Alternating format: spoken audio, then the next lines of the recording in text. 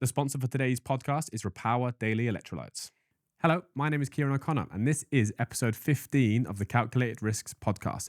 Today, we are joined by Hannah Williams. Hannah is the CEO of the Alacrity Foundation here in Newport. Prior to that, she was one of the founders and the CFO of the Tiny Rebel brewing company.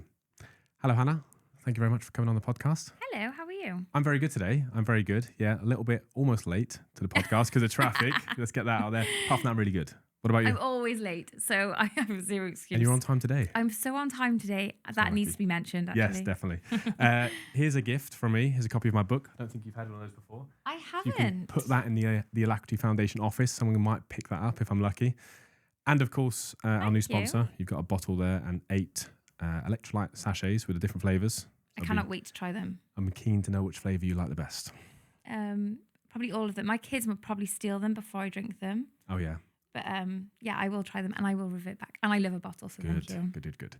We start the podcast the same way every time. We love hearing about people's risk-taking tolerance and anything they've done in their career, which is big or small.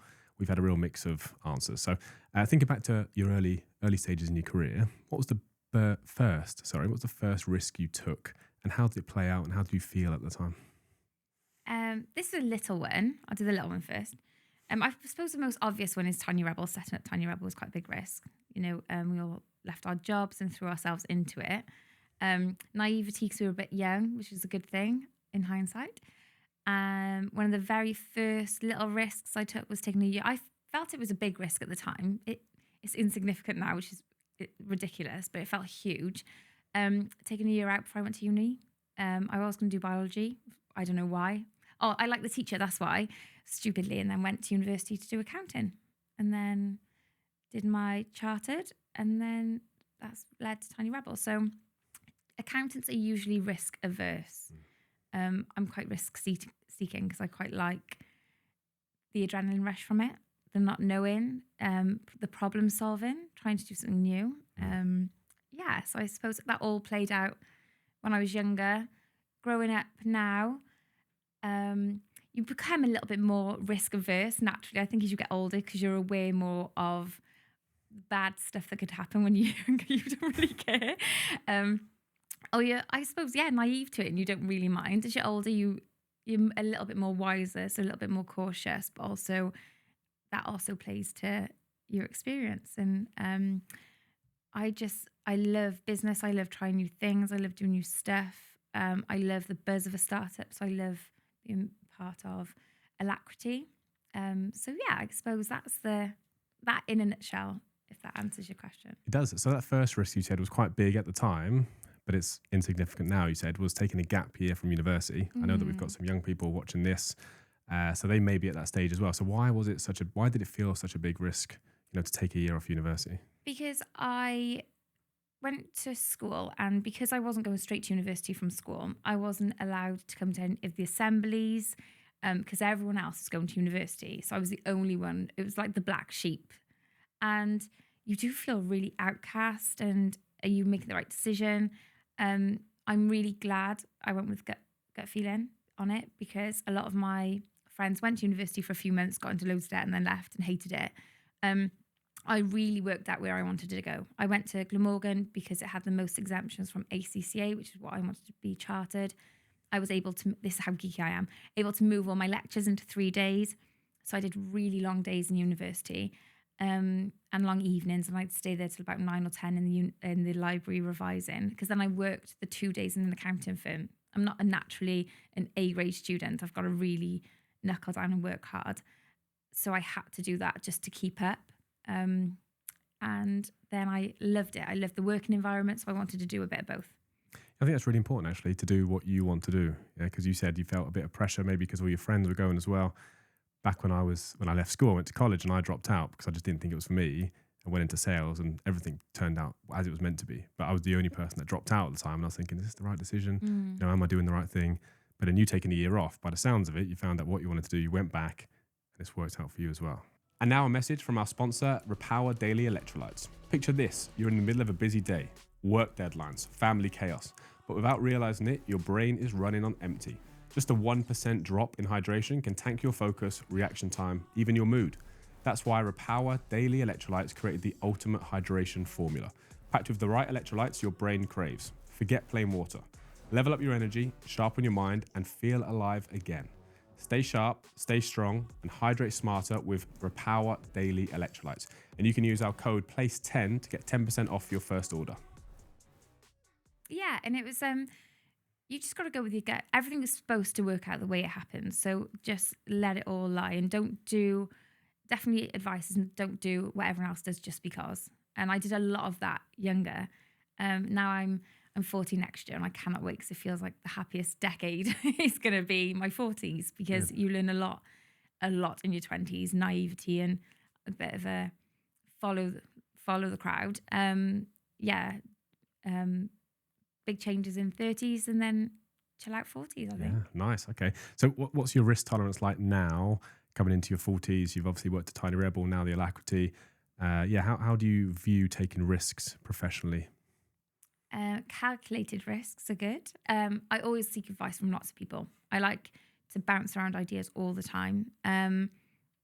There's risk. I am naturally risk seeking, but not in a crazy way. If you go on a scale of 1 to 100, I'm probably about, I don't know actually. It depends what other people are like around me. But compare yourself to people that you know. Who's the most risk seeking person you know, and then the not so much. And where do you think you fit in between that?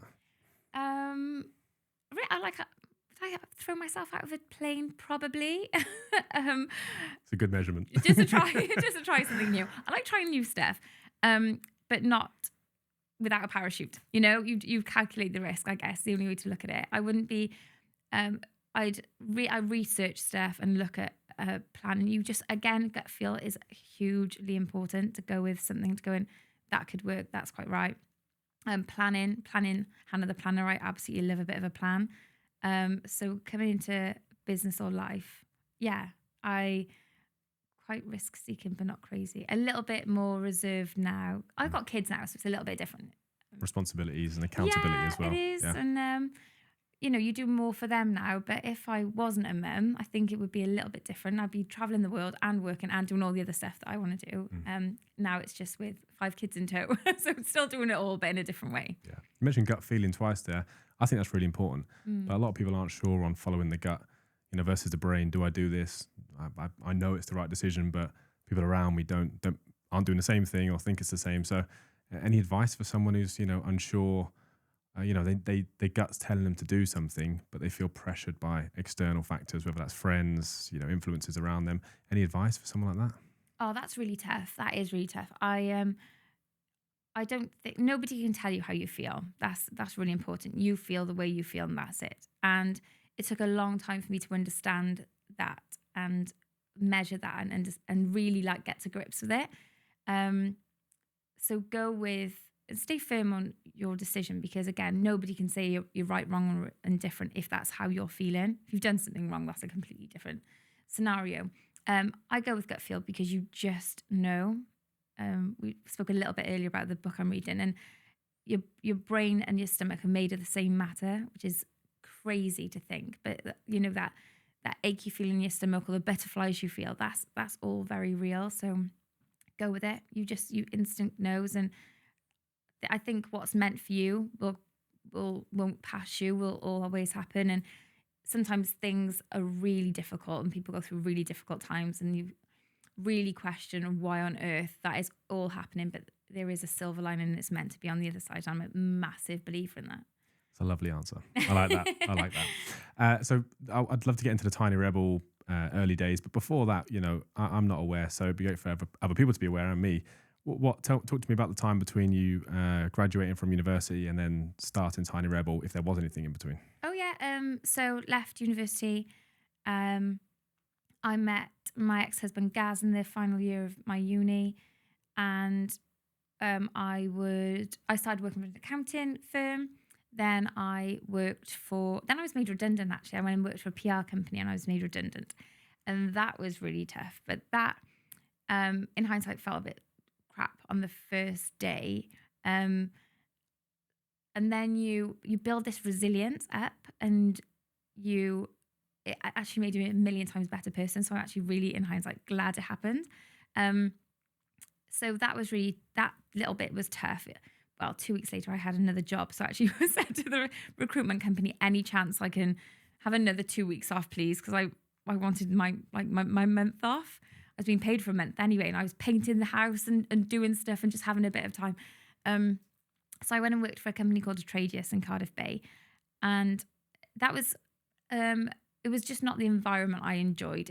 I made some big changes to the accounting sector, a department there, and that bit I enjoyed, but it was just not for me, that particular place. Then I went to work for Inspire Sport, and we used to send children off to sports camp in like Spain and Madrid, Seville, everywhere. France, all different places. I loved that. And that's when I was already married then, like 23. And then we had Maggie, our first baby. And that was just about the time we started Tiny Rebel then. On Maggie's first birthday, we signed the lease. So Gaz used to homebrew in the bath, used to drive me nuts. So my dad said he could homebrew in the garage. Started homebrewing with my brother Brad. And that was really the start of Tiny Rebel. The difference was they used to drink all beers over here and they were just a bit boring and a bit bland, and they wanted the American hoppy IPA, something different.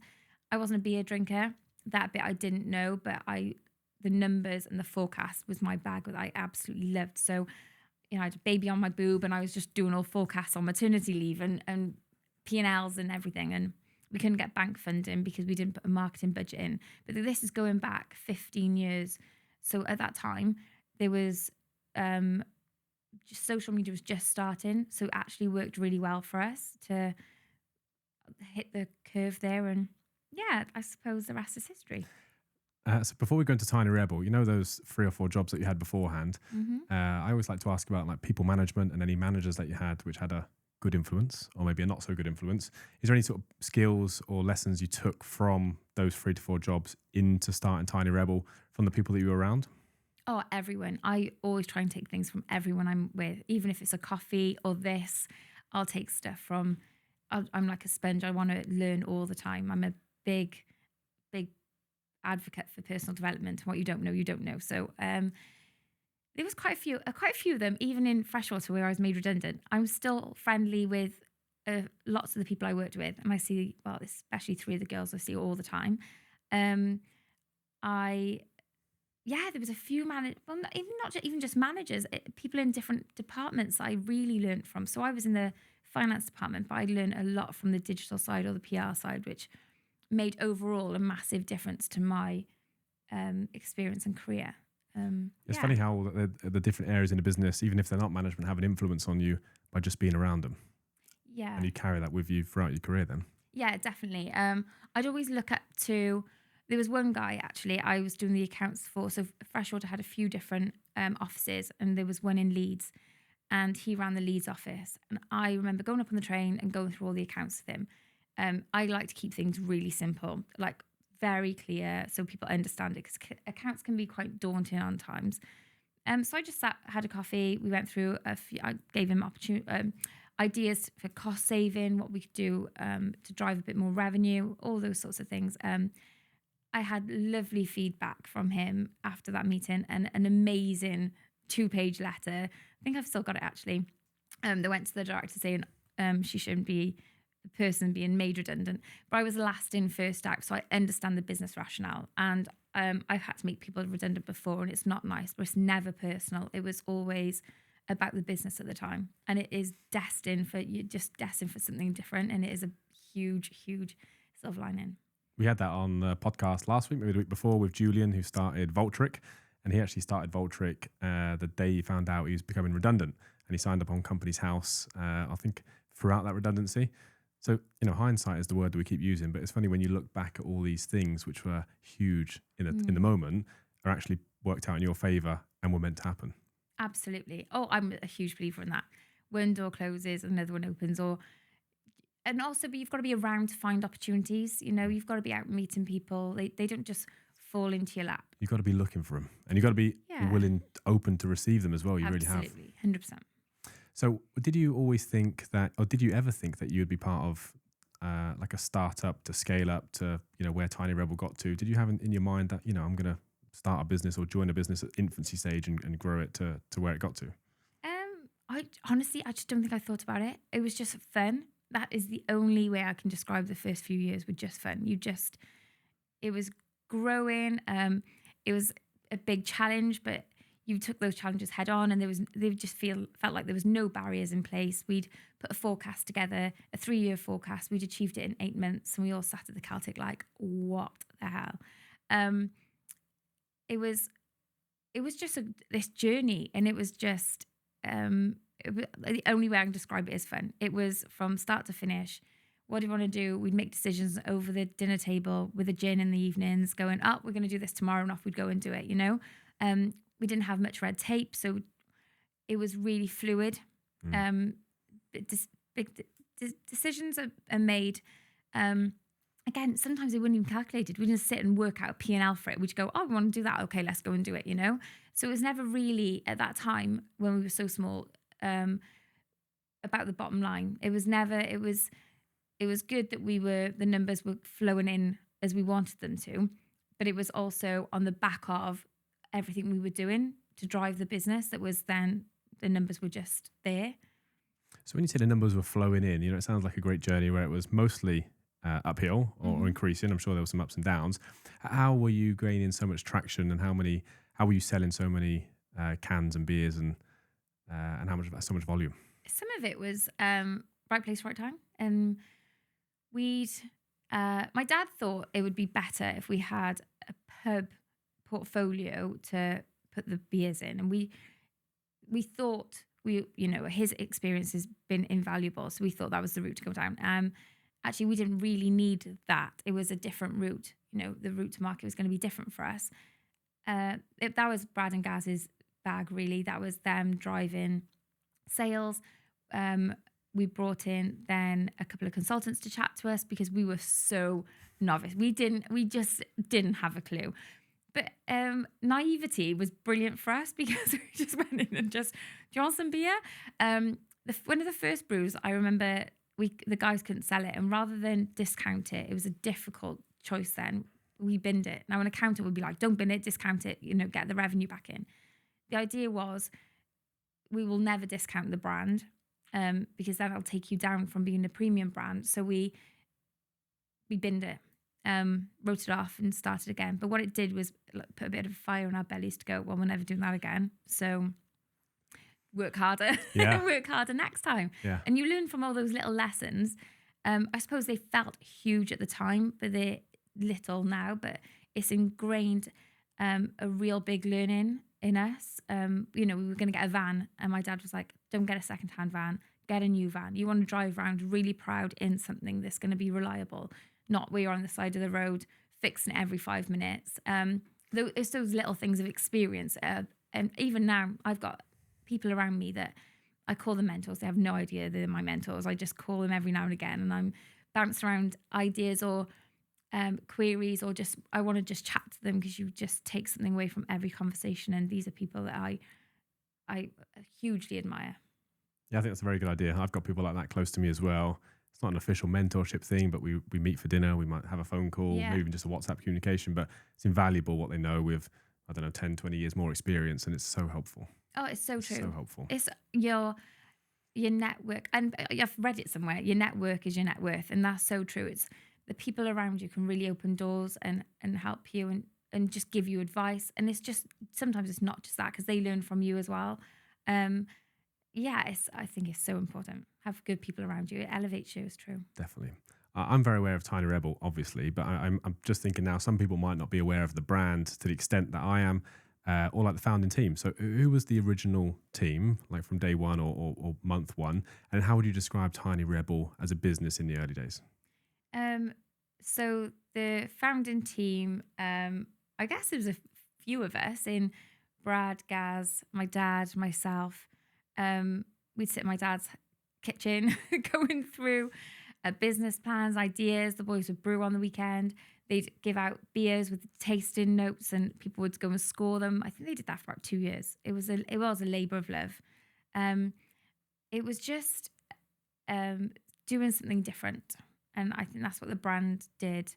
And in the early days, we were in Maze Glass Industrial Estates. We had this tiny little unit that we thought was massive at the time. Within 6 months, we're knocking the wall through into the next unit. So we've gone from 3,000 square foot to 6,000 square foot to taking over the car park. And, we'd open the brewery on the weekends and have we had a premises license. So we'd have not mini parties, but it was like open door, like a little bar.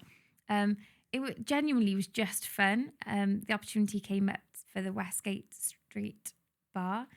It was Fire Island, and we were supplying that venue.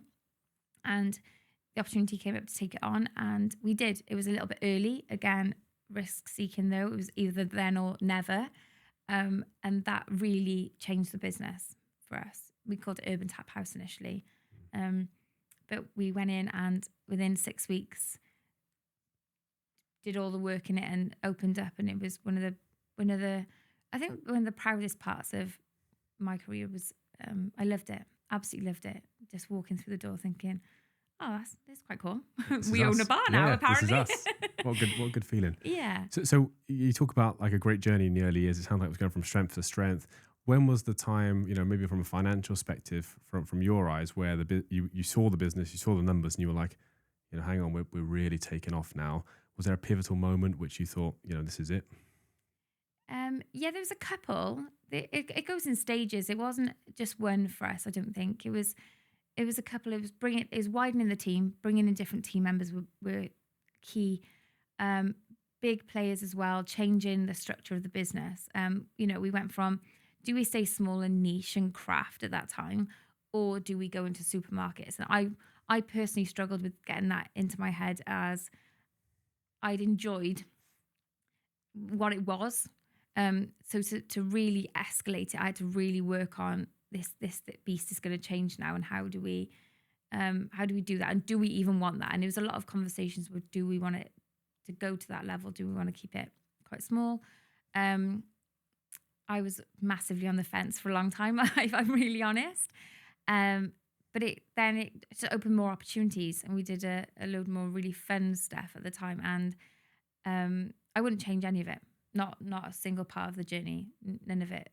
It's all a massive learning, and it makes you who you are, and it adds to your journey, I guess, your story. Definitely.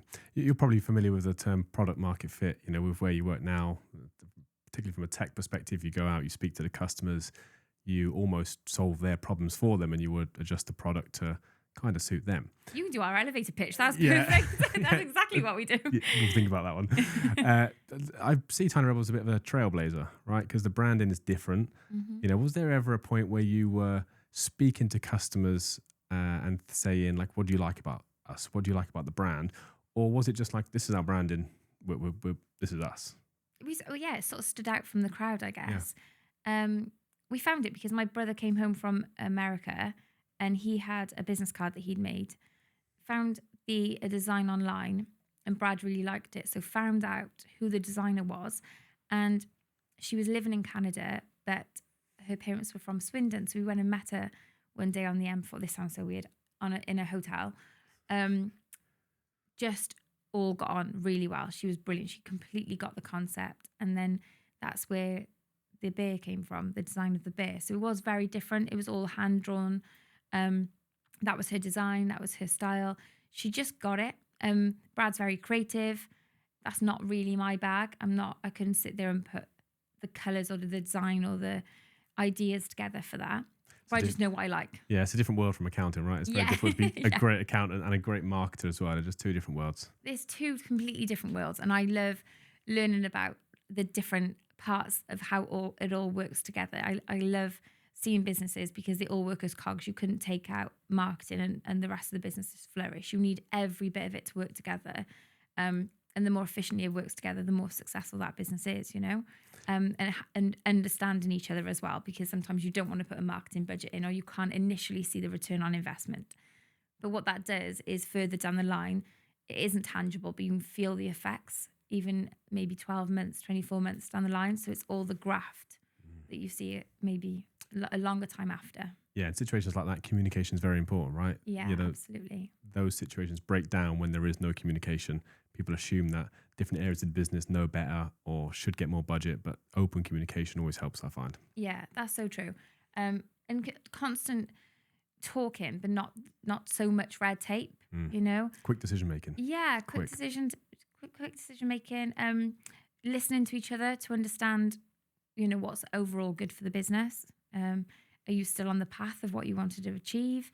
Has there any been pitfalls? You know, like COVID was a bit of a, I wouldn't even say it was a pitfall for us. It was just a huge learning curve and a huge opportunity for us, which we took with both arms and ran with it and worked harder than ever. And then coming out the other side was a big bonus for us. So Brian's seen other businesses that was where they were completely shut down. It was extremely difficult at that time. Again, it's just built up people's resilience and definitely. They didn't have You know, on the branding perspective, was there any people that you ever took the drinks to and they said they didn't like the branding? Oh God, yeah, loads. I thought there might be. Yeah. Any stories to tell from that? I think Brad took the beers to, or the design to, a marketeer, and he was just like, "This is a marketeer's nightmare, an absolute nightmare." The whole plan, he was like, "Nope, it's not what we would do at all." So we broke all the rules of what they would traditionally, I say, was normal.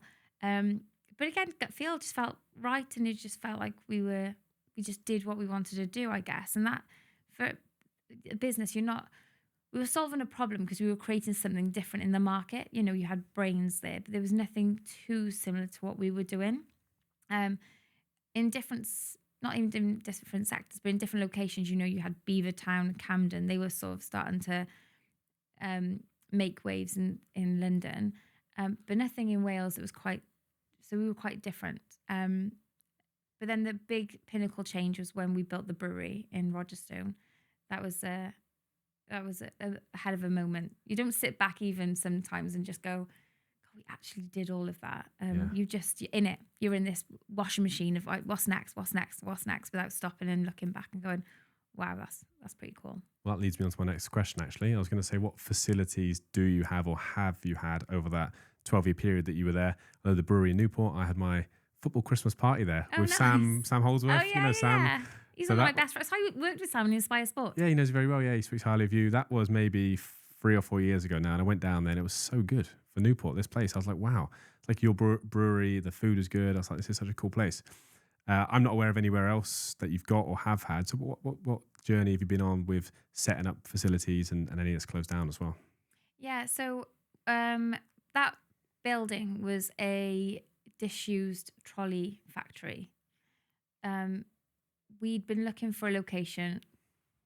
Oh, it's got to be 24 months, easy, everywhere. We scoured Newport high and low. We looked at Newport Market at one point, did all the architects, spent a fortune on the architects actually, and then we outgrew it before we'd even got into it. So we had to have something we could scale and take land around.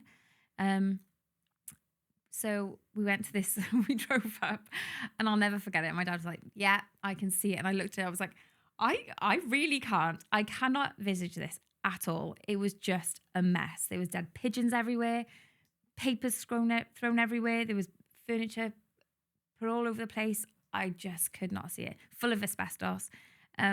What happened was a guy was running it. He got poorly, and then the company just went into rack and ruin really, and he just shut it down. So we had a design in place where we started brewing at the back first, and then the second stage was going to be the bar. The bar was going to be an event space because we didn't realize, or we didn't think at the time, anyone would actually come to a industrial estate to go to a bar. Last minute, Brad and I were talking. We said to my dad, "Oh, we're going to open it as a bar." My dad was like, "Rubbish idea. It's never going to work." We opened it, and it was packed. We all were like hands on deck. Everyone's serving. So it did work because it was something different. You know, you could drive there, park. There was a good, cool menu. Burgers were our thing in Cardiff Bar, so we did a take on that. Just good beers, good atmosphere. It's a really simple model, very simple, which attracts people then. So that was the place we had in Rogerstone. Do you know what else is good? It's a little bit out the way. So if they come to the bar and the brewery, there's nowhere really else to go.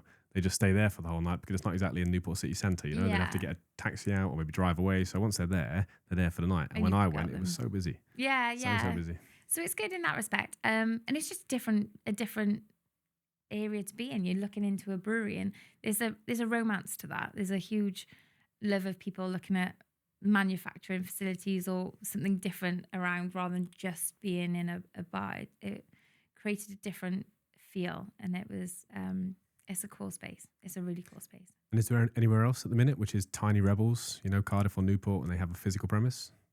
Just the two. Just at the moment, just Cardiff Bar and the Rogerstone site.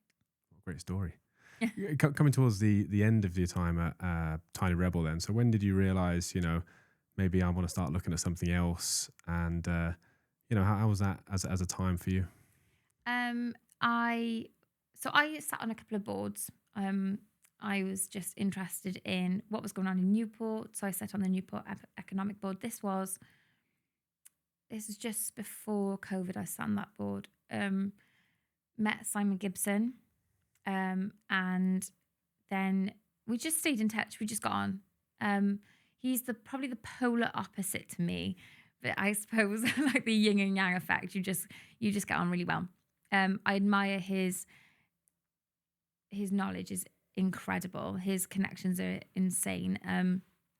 And I like the way he articulates himself, and I learn loads from him every single day. Every single meeting I have with him, I always come away with a huge takeaway, and I love it. So I met with him. He runs Wesley Clover UK, which is the family office for Sir Terry Matthews. So he'd set up Alacrity Foundation. So Alacrity in the UK was based in Newport, and Alacrity Canada, the first one, was based in Vancouver. So that's what Simon set up with Terry 13 years prior. So he asked me if I wanted to be a trustee on the board. I lived the startup life. I knew nothing about tech, still don't. But I love that, the idea of it. I'd been to Alacrity before when Will ran it, and it was just a cool vibe. I got it. When I met Will, he said he was moving on to start his own thing. And I was like, I might go for the role. And he was like, oh, they've earmarked someone and you wouldn't fit. Luckily, on the panel was a guy called Alan Ockenden who runs TXO. So Alan's a hugely successful business. And he was like, she's the wild card. So apparently that was it. I was the wild card. I turned up in my interview with trainers and a Rolling Stones t-shirt. Simon's always in a suit and tie, always.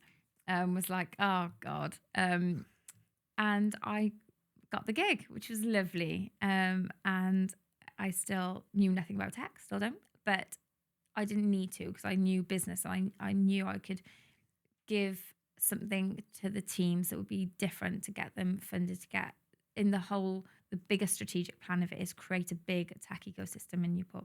So that was it. Nice. So you planted the seed when you joined the Newport Economic Board, was that right? Yeah. And it probably stuck with you since then, I imagine. What was the time like when you had to tell the founding team or your ex-partner, that you were leaving Tiny Rebel when you wanted to move on to something else? It was just the right time. I wanted to do something different. I'm always looking to learn and grow, and it just felt, again, gut feel, just felt like that was the time and that was the thing to move to. The opportunity came up, and it was too good an opportunity not to go and try something different. I'd taken the business to where I could have, and it was time to bring a new team in, a new finance team in. It was just the right time. It was difficult. It was hard because it's like you're handing over your baby. So that was really difficult. But it's good seeing, the business is still thriving and being able to applaud from the sidelines, I guess. Yeah, good. Before we come on to the Alacrity, I want to touch on some of your personal achievements, because the prep podcast sheet that I sent you, there was loads on the personal achievements, more so in the business one. So I'd love to touch on a few points of those. So the most recent thing that you've done was the Tuk Tuk experience. Tell everyone about that. That was a bit chaos. So I'm friends with Fran James, who runs Ideas Forums. She does a few events, Great British Entrepreneur Awards, Startup Awards, and ideas fast, very well connected, a brilliant person, and just a go-getter. So she's really good friends with Emma Sale, who runs Killing Kittens, and they had the idea of taking 56 female entrepreneurs across India in tuk-tuks. I can genuinely tell you that is one of the that's one of the riskiest things I've ever done. Without realizing, we flew over to Chennai, which is east of India, and I thought it'd be, here's your tuk-tuk, we're all going to go in convoy, we'll stop here for a drink and then we'll go to the next one. This is where we're stopping. It was so far removed from that. It was unbelievable. It was, here's your tuk-tuk, go.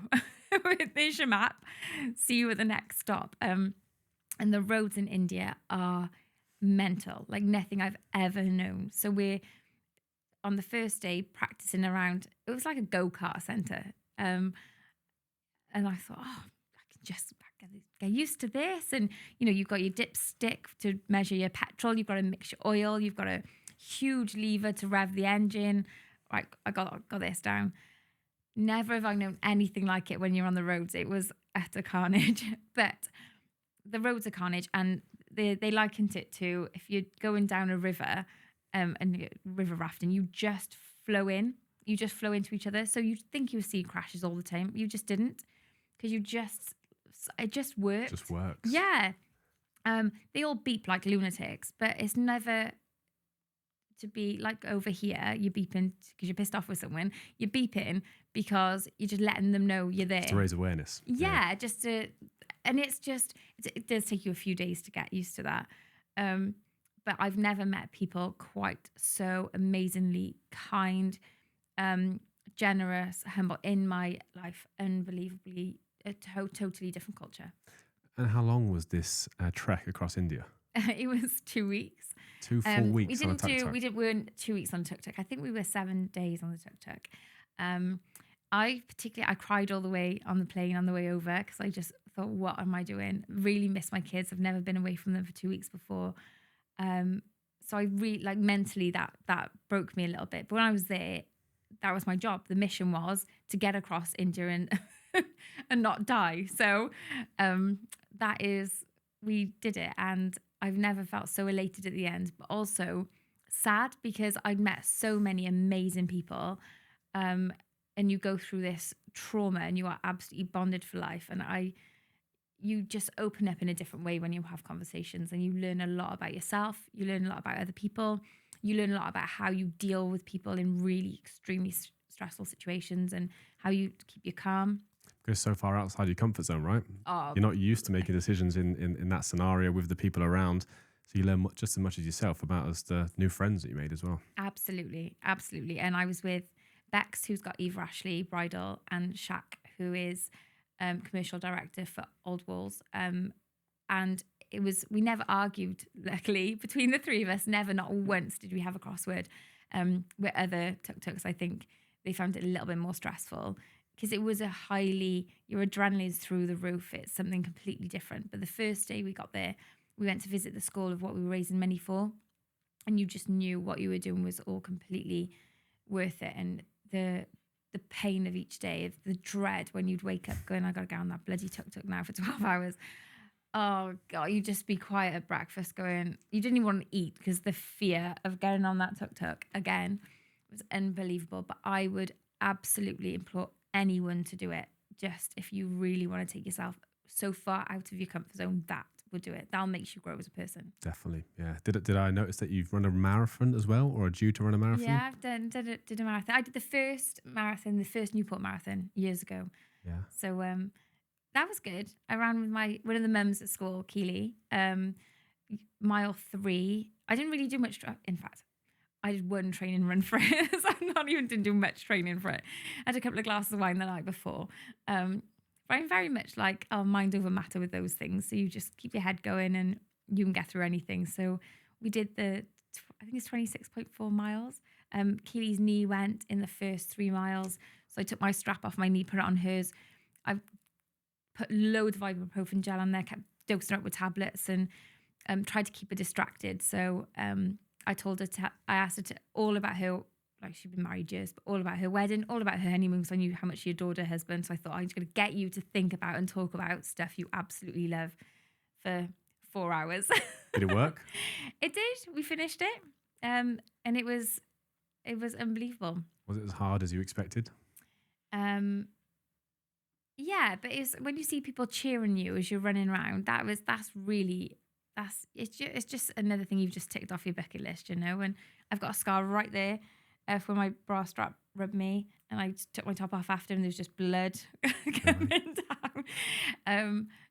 But you just that's healed. You've raised a lot of money for. It's tough in the moment, right? But looking back on it, it's such a good feeling. I did my first one this year in Barcelona.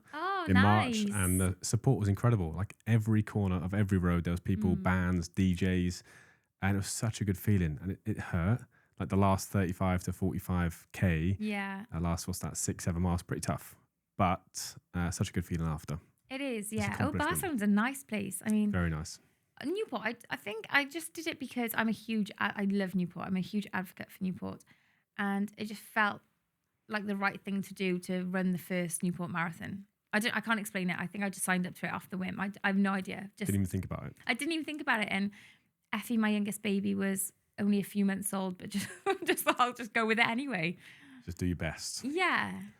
Let's talk about Alacrity then. I am very familiar with them. Do a lot for the South Wales tech ecosystem. Some great networking events, which I've been to. Had some very good guests. It was at Phil from Grenade. Yeah. Was there as well. I can't remember some of the others, but great events. And I know they do a lot for like early stage entrepreneurs, maybe junior entrepreneurs, could we call them that, who are looking to start and grow and build a business and solve real world problems. But for anyone who's not aware of the Alacrity Foundation, what do they do, and how do they support people coming into the business? That's exactly that. We recruit wannabe entrepreneurs, so people who want to start a business but not really sure what they want to start it in. So we go out to bigger organizations. We're like, what's your problems? What's killing you? We can create a business around that, because if it's a problem for that business, it's generally a problem for more than one, or definitely that sector. So we put business leads with tech leads. It used to be just graduates, but now it's anyone who wants to start a business. Quite stringent entry. So there's a couple of interviews. And I just I'm very much like will over skill. If people have got the will to go and do something and make a difference, we can teach them all the other stuff that they need to learn. There's an amazing team. Andy and James are phenomenal at knowing the process. Disciplined Entrepreneurship is the program we follow, and it's proved really, really well. So we've got a few businesses that have successfully come out of Alacrity. A good few are coming out now in October time. So we look at investment for funding for them in different avenues. Could be VC, the usual routes of angels, that sort of thing. It's each one's different, because they're each in different sectors, or different stages, but each one's I love it. I love seeing them grow and get funding, and then getting their first. It's always the most exciting thing, getting the first order or getting the first customer, that sort of stuff. Yeah, it's amazing. So did you say that they come in and the Alacrity already provides problems from businesses, and they can pick one? Or They just go through, they validate the problem, essentially create a business plan from that, work out if there's always a tech element of it, software tech, and then go and build if they can really validate what they're going to do. We bring in a domain knowledge expert to sit with the team, so that person then is either part of the sector or understands it. That works really well, because that can give them the experience, give them the knowledge. It gives credibility to the board after, when the business it has been invested in, and it opens a network as well, which is really good for the teams. So yeah, well, you said it's quite a difficult place to get into. I'm sure you get lots of interest, right? Because there's loads of press, PR, if you like. I see Alacrity everywhere.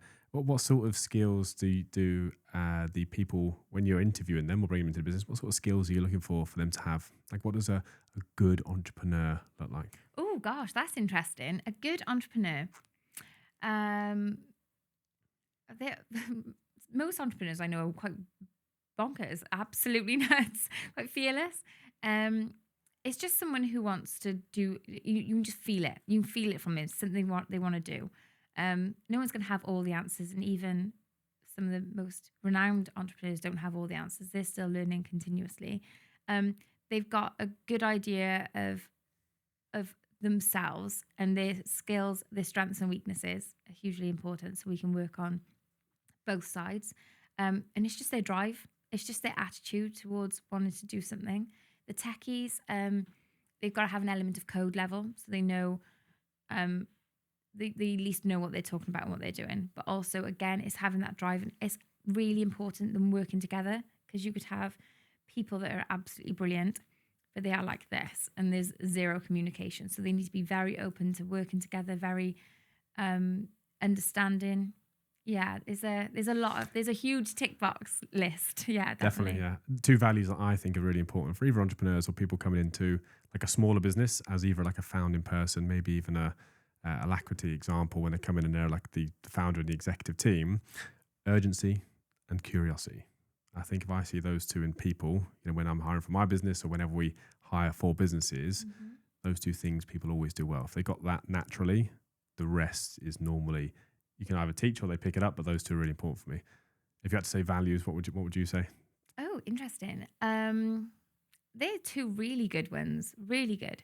I like the curiosity thing. I think people will really strive to do something, and a little bit of confidence where they can go and to ask a question. And they also, I love where people, if they don't know something, they're not afraid to say, yeah, I don't know that.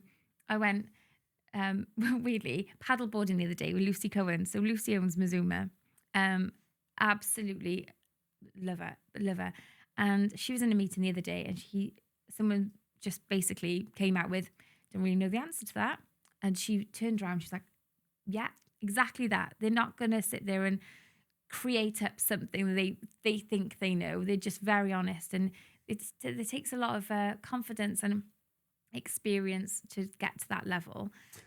I definitely agree on that, by the way. It's very, very difficult for people in general, people earlier in their careers, to think they need to know everything or have an answer for everything. And it's okay to say, I actually don't have an opinion on that, or I actually don't have an answer for that. Yeah, exactly that. And it's never a bad thing. You just not I respect it more. I respect it more for saying, I don't know that. Can you please tell me?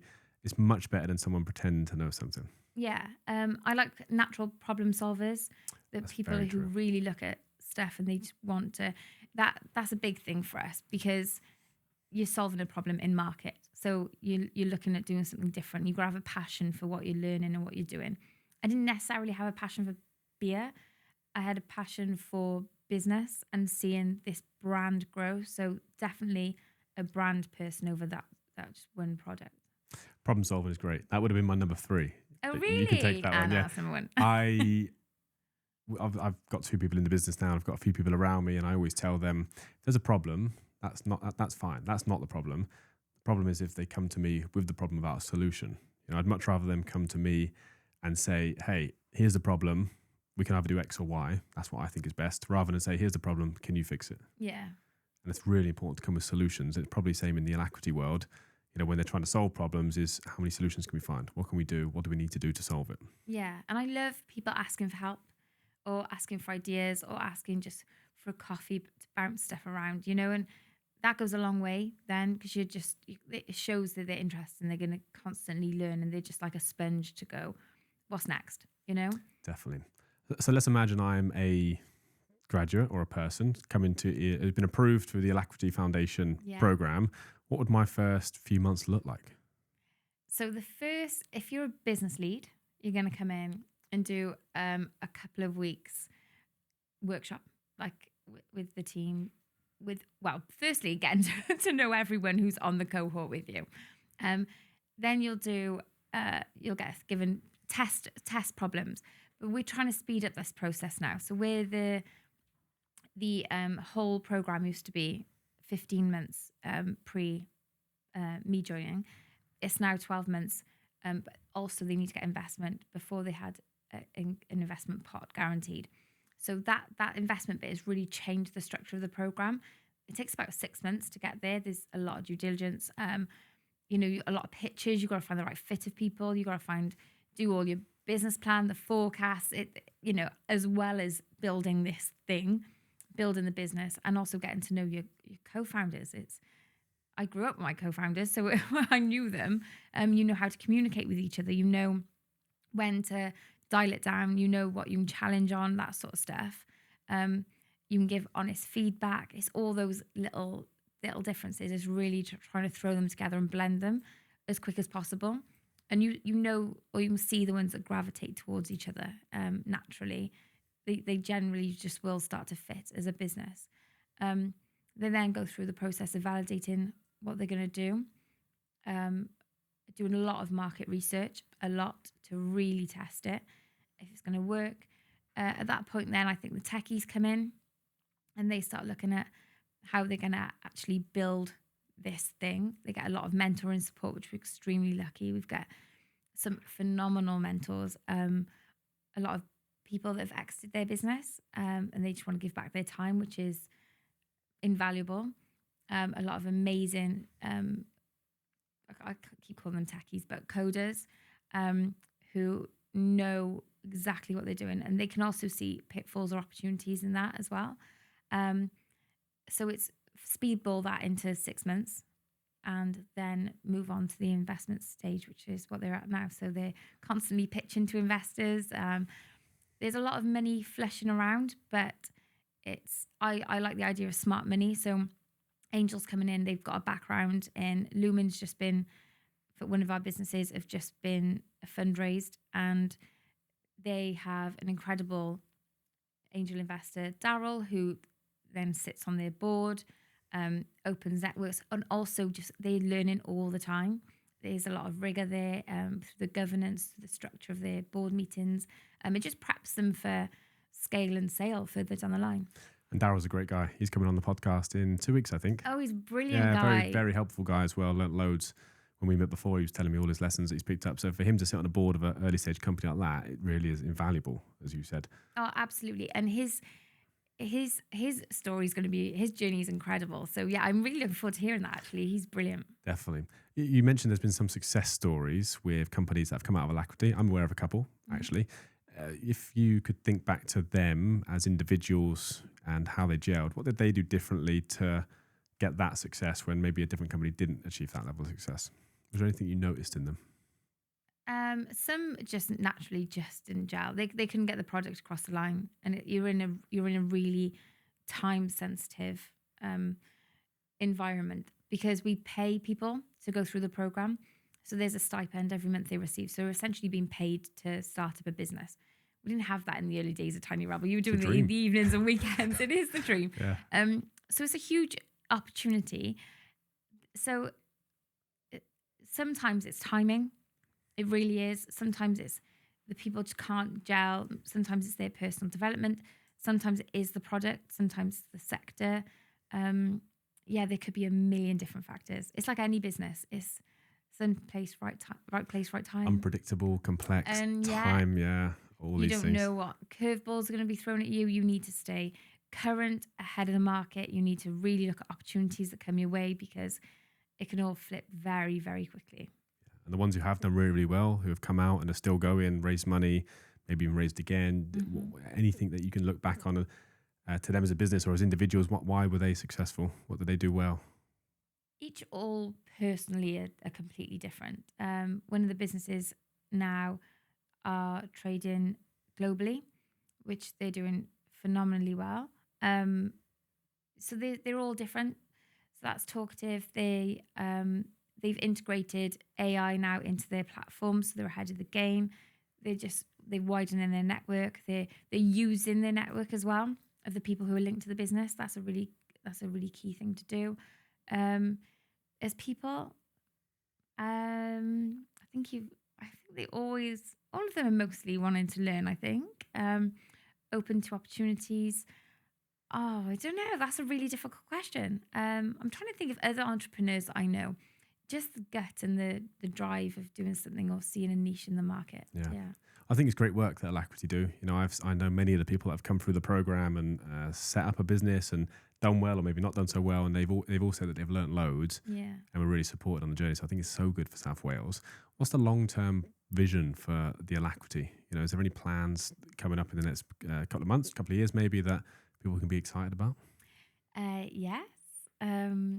So there's one it's going to be really big. We actually got a meeting on it tomorrow that we're finalising a deal on. It's all around AI, and it's a huge collaboration piece. It's another. It's going to be another evergreen model. Like we are found a charity, or this might be a kick. So it'll be continuing the funds to reinvest always to grow this AI centre that we're looking at. It's nearly. I feel like I want to tell you loads more about it, but I'm like, I don't know if I can. I'm really excited by it. Simon can really see the vision of it. He's done it before previously, so he's exited one of his businesses, and it will. Well, we'll start it here, and then we'll put another one in Canada as well. So that'll be different. It'll be really good for Newport, and that's what I'm really about, is to try and upskill and open knowledge doors for all businesses in Newport, so they absolutely thrive.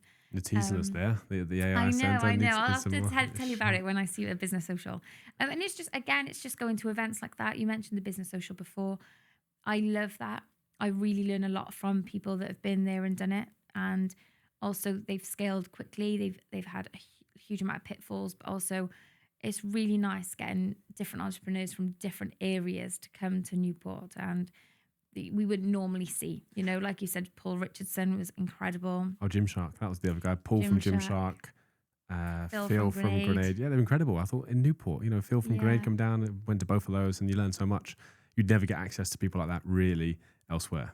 No, and it's their learnings are invaluable, and they both had two different journeys.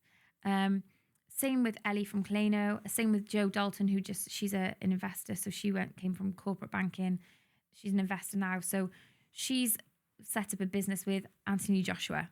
You know, and it's she's a lead investor for Monk, which are the ice baths, the controlled ice baths, and he's an investor as well. So she'll sit in a board meeting with him, which I find wild, but she's incredibly connected, and she just thinks that's absolutely normal. She's really good friends with James Watt. Grind, we love Grind Coffee. So she's friendly with the founder of Grind. It's unbelievable, her network. And she's just like, yeah, I'll come down and chat to everyone. And her story is incredible. It's a blessing. Yeah. And what about you personally? I know that you mentioned that you've had some NED appointments, so you're now sitting on a few boards as non-exec director. What about you outside of the Alacrity? Do you have any personal plans? I like to travel a lot. Not holiday, but actually travel. So we don't sort of sit in one place. We went to Thailand last Christmas. I like going away at Christmas because no one really bothers you. You get 2 weeks when most offices are closed down. And you don't get many emails. So we normally go away for that Christmas period. I did that last year, actually. Where I went did to you go? Cape Town for Nice. 3 weeks between, come back on like the 1st of June and January, and then started work the next day. It's the best 3 weeks I ever had. Yeah, little business things for me to do, very little emails, and I just felt so good. Isn't it so good? It's really that, just a little bit of headspace is really important. I came back absolutely buzzing. I couldn't wait to get back into the office. I was actually a different person. I come back, I was probably on the verge of a bit of burnout just because I hadn't taken a holiday that year. So it was 11 months of like non-stop, a couple of days off. You probably know all about that. Went away and just had some time to think creatively. I was like, oh, maybe I could start a podcast. Maybe I could start the YouTube channel. Maybe I need to hire someone. All these things that I had time to think about and come back, and it's just, gone massively uphill since then. But if I didn't have that 3 week holiday, I really, really don't think I would have been able to do all that. And you need a big chunk of time. Like a weekend isn't long enough. And even a few days, if you did a city break, it's still not long enough. You need that really downtime, thinking, relax, and just it's going to that helicopter view and going, oh, actually, I didn't think about that, because you're in this hamster wheel in the day-to-day, ticking off your to-do list without going and having a big step back. And and really looking at things and challenging things in your own head and also what you want to do. Yeah, it's so important. So where are you going to go? Do you have somewhere planned? We're going to Sri Lanka. Oh, wow. I know. Have you been before? No. So we're flying into India.